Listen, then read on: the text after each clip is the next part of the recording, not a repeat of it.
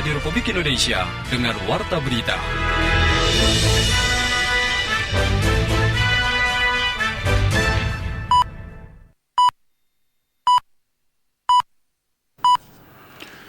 Tanda waktu tepat pukul 7 waktu Indonesia Barat.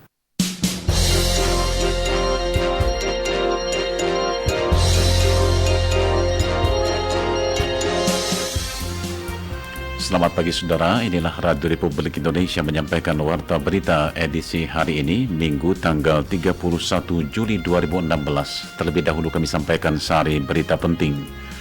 Presiden Joko Widodo mengingatkan sudah saatnya menjadikan Indonesia sebagai sumber pemikiran Islam. 10 warga sipil meninggal akibat serangan udara di Atareb, Provinsi Aleppo di utara Suriah.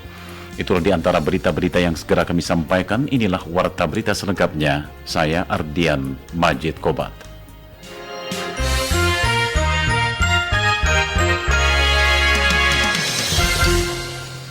Kami mulai dengan berita yang pertama. Saudara, pengurus besar Nahdlatul Ulama mengecam tindakan perusakan rumah ibadah milik umat Buddha di Tanjung Balai, Sumatera Utara. Oleh karena itu, masyarakat diminta meredam emosi dan tidak terpancing aksi anarkis. Sekretaris Jenderal Pengurus Besar Nahdlatul Ulama Helmi Faisal Zaini di Jakarta meminta aparat kepolisian mengusut pelaku yang memicu kerusuhan dan perusakan rumah ibadah.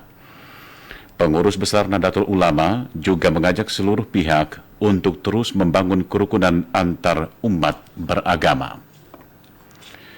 Sementara itu, Kapolri Jenderal Polisi Tito Karnavian menyatakan kerusuhan di Tanjung Balai, Sumatera Utara diduga berlatar belakang persoalan individu dalam kehidupan bertetangga.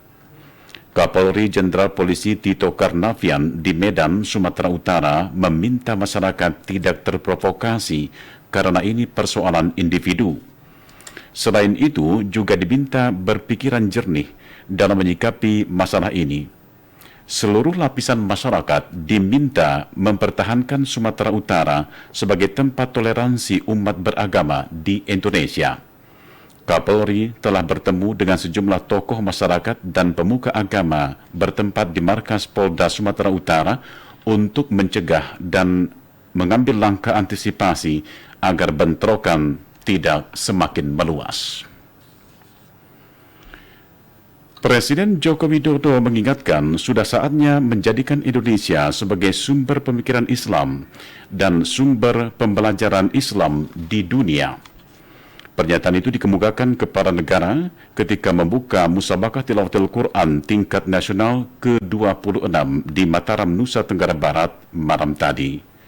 Menurut Presiden Joko Widodo, Indonesia harus menjadi sumber pemikiran Islam dunia dan menjadi sumber pembelajaran Islam dunia.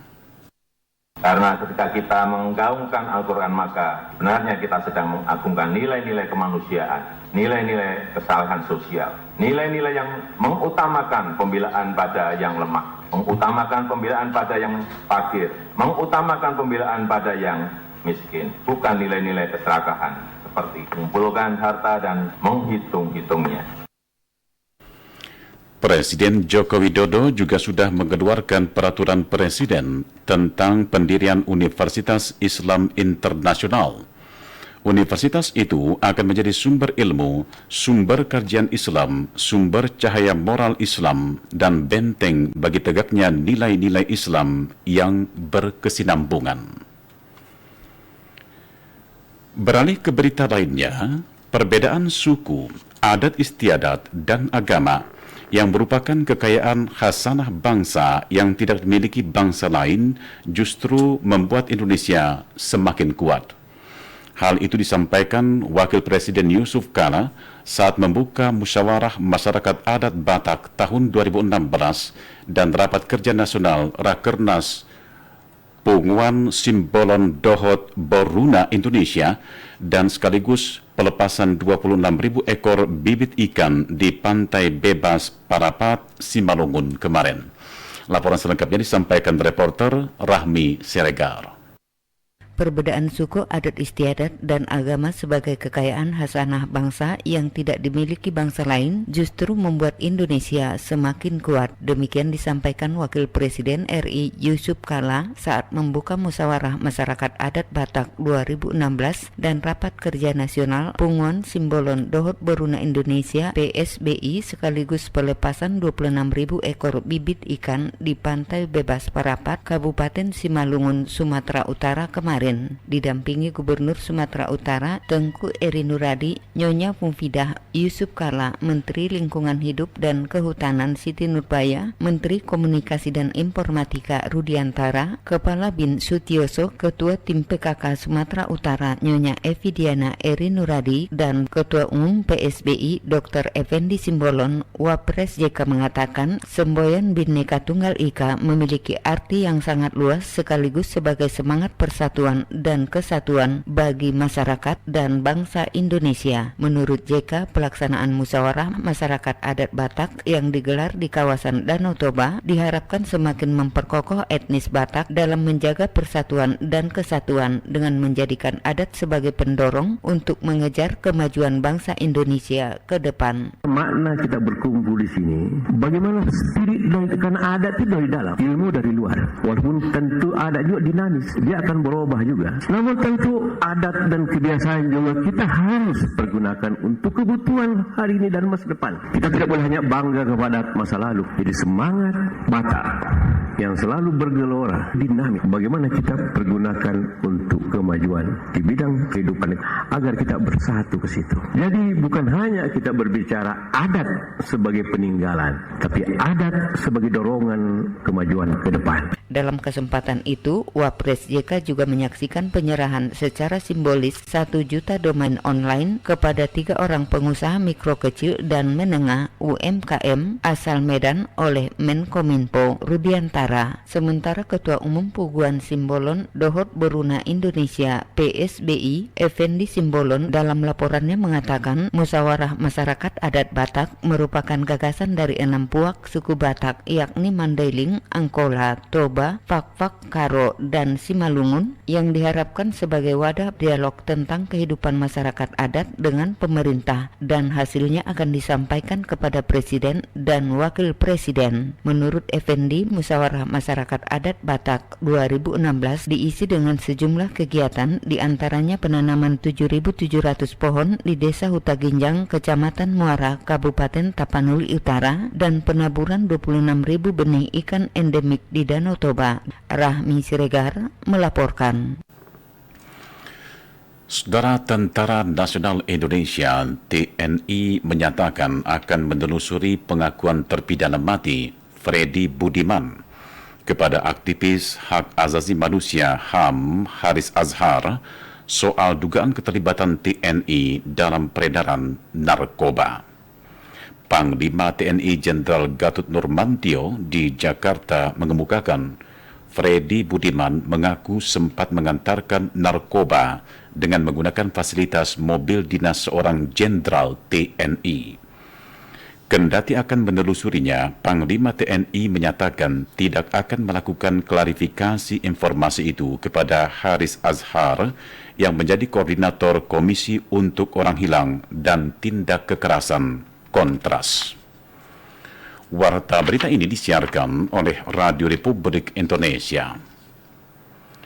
KJRI Johor Bahru Malaysia mengharapkan peran serta pihak keluarga korban kapal yang tenggelam untuk melaporkan anggota keluarganya yang kemungkinan menjadi korban kapal tenggelam di Pantai Layar, Johor Bahru. Laporan selengkapnya disampaikan reporter Agrani Sihombing.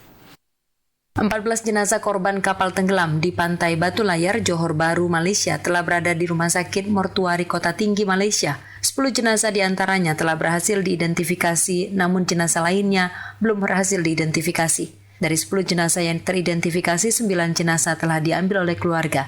Sementara hingga kini belum ada temuan jenazah korban lain.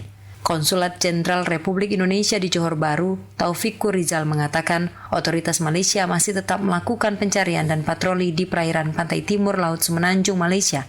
Pihak KJRI telah mengirimkan tim perlindungan WNI ke lokasi dan bertemu pihak imigrasi serta kepolisian.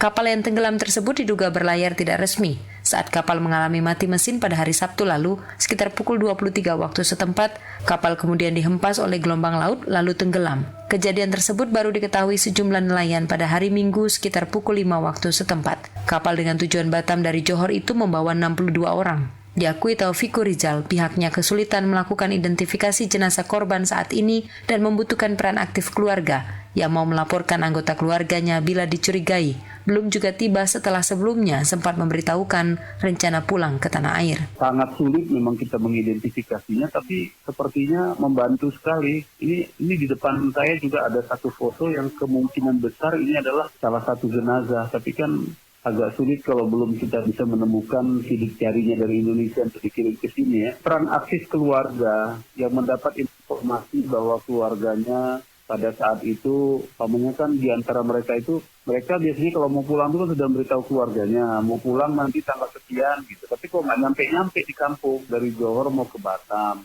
Taufikur Rizal menambahkan jenazah korban tenggelamnya kapal yang ditumpangi warga negara Indonesia di pantai Batu Layar, Johor, Malaysia berjumlah 15 orang. Korban terdiri dari 8 laki-laki, 6 perempuan, dan 1 bayi perempuan. Saat ini masih ada sekitar 14 penumpang lainnya yang dalam proses pencarian oleh tim SAR. Dari 34 orang yang sejauh ini berhasil diselamatkan, diketahui berasal dari Nusa Tenggara Barat 10 orang, Jawa Timur 9 orang, Aceh 4 orang, Sumatera Utara 4 orang, Nusa Tenggara Timur 3 orang, Banten 2 orang, Jambi 1 orang, dan Sumatera Barat 1 orang. Dari Kuala Lumpur, Malaysia, Agrani Sihombing melaporkan.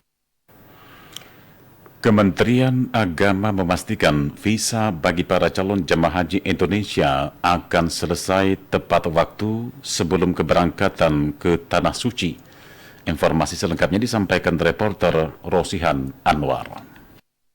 Meski sempat mengalami kendala akibat kebijakan baru yang ditetapkan pemerintah Kerajaan Arab Saudi, Kementerian Agama memastikan visa bagi para calon jamaah haji Indonesia tidak akan terhambat. Hal itu diutarakan langsung Menteri Agama Lukman Hakim Saifuddin saat kunjungan ke Yogyakarta. Kepada sejumlah media, Lukman menyatakan pihaknya terus menjalin komunikasi intens dengan Kedutaan Besar Saudi Arabia di Indonesia dan juga perwakilan Kementerian Agama di Jeddah dan Riyadh untuk menjamin proses penerbitan visa bagi jamaah haji Indonesia. Sebagai bukti keseriusan kementeriannya, Lukman menyebutkan Direktorat Jenderal Penyelenggaraan Haji dan Umroh telah mengonfirmasi penyelesaian visa haji gelombang pertama yang mencapai 86%. Haji alhamdulillah berjalan dengan baik persiapan-persiapannya dan beberapa visa itu sudah bisa diselesaikan. Mudah-mudahan tidak ada persoalan berarti terkait dengan visa ini.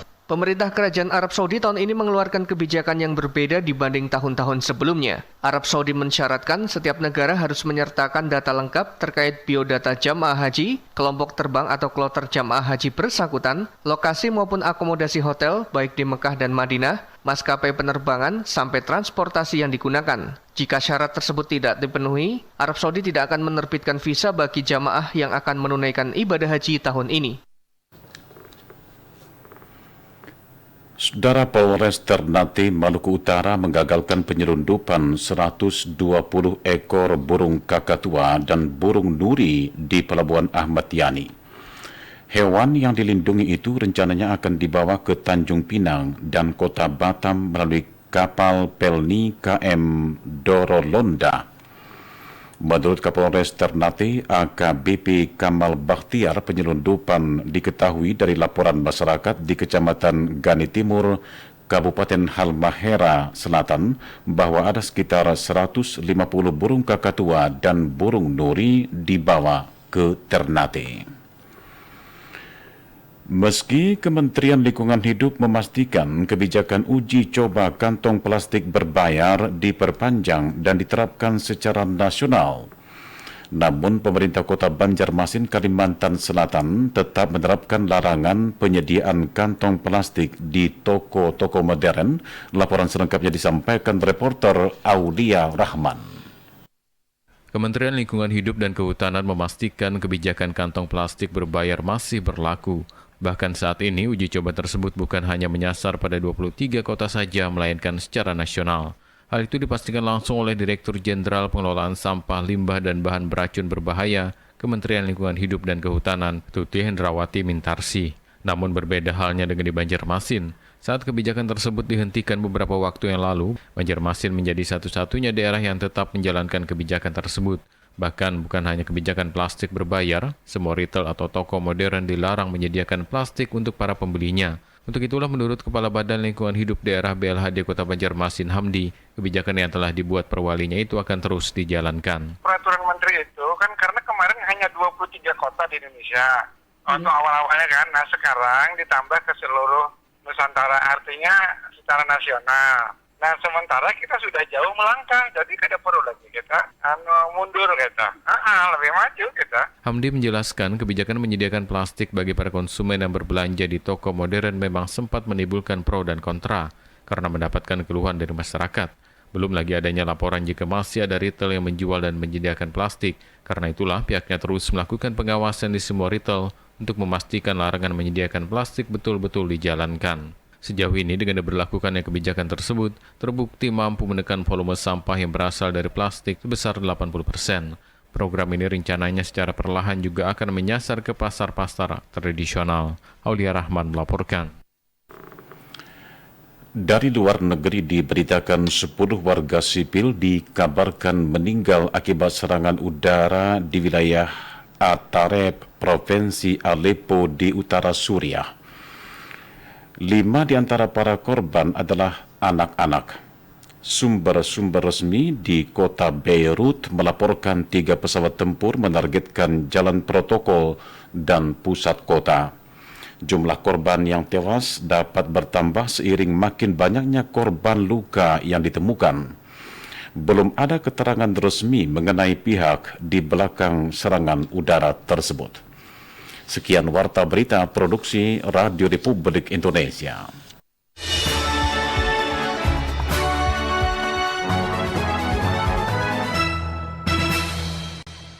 Indonesia tanah air beta, pusaka abadi nan jaya. Indonesia sejak dulu kala selalu dipuja-puja bangsa. Di sana tempat lahir beta,